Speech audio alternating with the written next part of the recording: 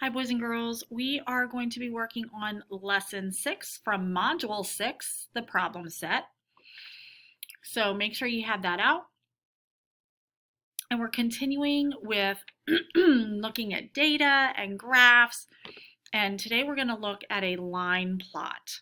So a line plot is just this, where you have a number line, you have your increments down here, your scale, and for each thing you're representing, you make an X wherever they belong.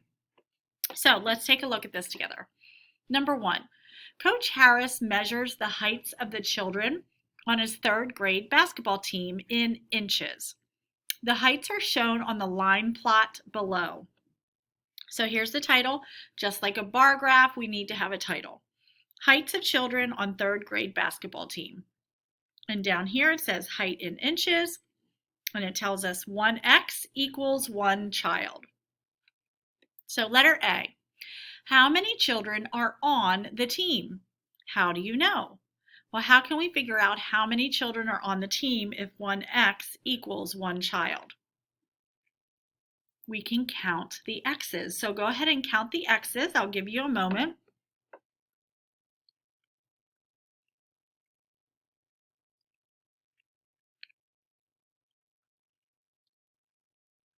And hopefully you got 15. There are 15 x's. Letter B, how many children are less than 53 inches tall? So here's 53 inches tall. They want to know how many children are less than that. So anything less than 53, we're going to count. So go ahead and count the x's from here down.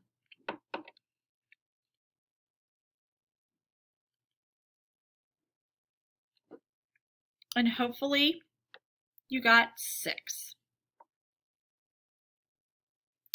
Letter C. Coach Harris says that the most common height for children on his team is 53.5 inches. Is he right? Explain your answer. So most common. Most means that it has the most children at that spot. Well, let's look at 53.5, which is right here, and there are 3. Do you see any other measurements that are more than 3 or the same as 3? When we look at 52 inches, that also has 3. So 53.5 is not the most common because there's another one that has exactly the same number of children. So he is not right.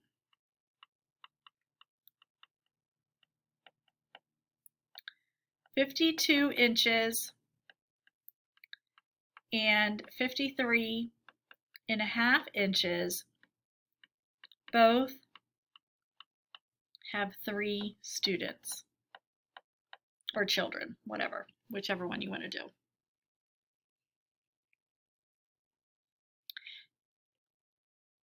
Let's look at letter D. Coach Harris says that the player who does the tip-off in the beginning of the game has to be at least 54 inches tall. How many children could do the tip-off? So you have to be at least 54 inches, but you could be more than 54 inches, right? So we want to count all of the x's for those measurements. And what do you get? 4 children. Let's go on to number 2.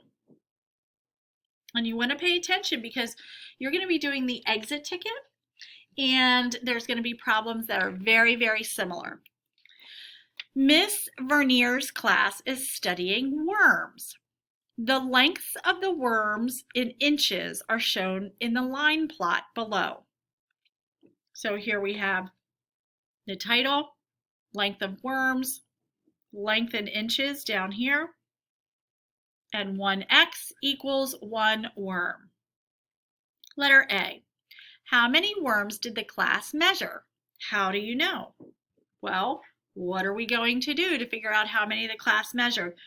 And these are a little off, but they go with those. I think it was just in the printing. So go ahead and figure out how many worms we have in all.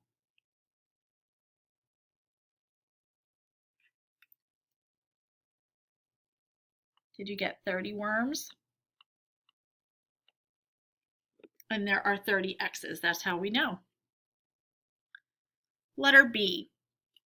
Kara says that there are more worms 3 3/4 inches long.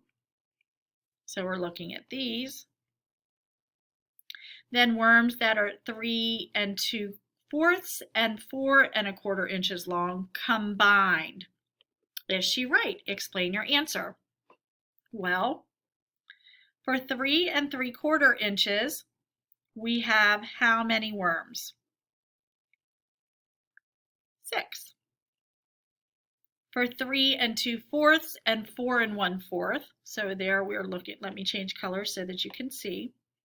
We're looking 3 2/4 and 4 1/4. How many worms do you see there? 8 total. So Kara says there are more worms 3 3/4 inches long than those two combined. Is she correct? She is not correct.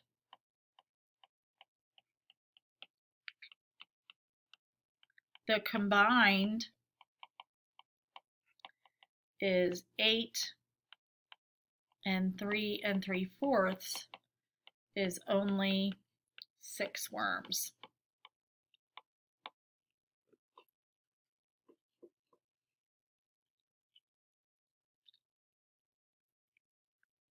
Let's look at letter C. Madeline finds a worm hiding under a leaf. She measures it, and it is 4 3/4 inches long. Plot the length of the worm on the line plot. So we're going to use an X to mark the spot. And where should we put that? 4 3/4 inches long. We're going to put an X right there on top of 4 3/4. Boys and girls, keep this handy. You can use it as a reference when you're doing your exit ticket, and you'll submit this and then your exit ticket when you're finished.